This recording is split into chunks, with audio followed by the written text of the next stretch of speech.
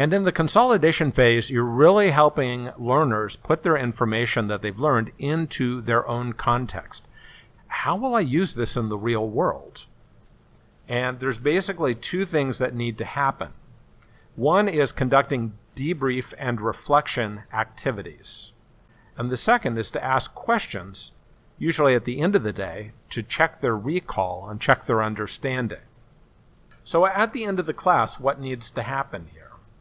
One great technique to use is to simply review what has been covered today following the arc of the day's learning. So we started this morning with subject X, and then we moved to subject Y, and then we ended the day at subject Z. And following that arc will help participants recall the learning journey that occurred, the learning in the sequence that they learned the information. And along the way, don't just follow people what's been covered. Ask them questions about what they recall. Again, think about full circle communication. So ask, what did we learn about topic X? And what did we try in the activity? And what experiences did you have? What did you come to realize through that activity? And what have you decided you're going to apply when you get back on the job?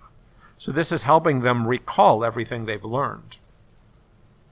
You can also try to reconnect the subjects that were covered and the activities that were done with the learning outcomes. So if you have the learning outcomes posted on the wall on a flip chart, you can say, okay, so we did this activity, we talked about this information, let's go back to this learning outcome. Are you now able to do this?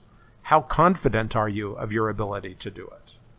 So now you are connecting the dots for them between what they've learned, what they've practiced, and what they should now be able to do on the job.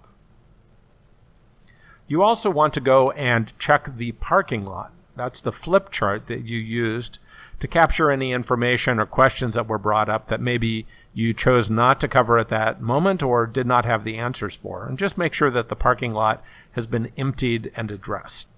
So all of these are things that need to happen during the consolidation phase. And when you are practicing your training delivery in day 2 of facilitation skills, we will ask you to do a consolidation. So don't just let consolidation happen randomly. Take the time to prepare and think about how are you going to consolidate? What questions will you ask?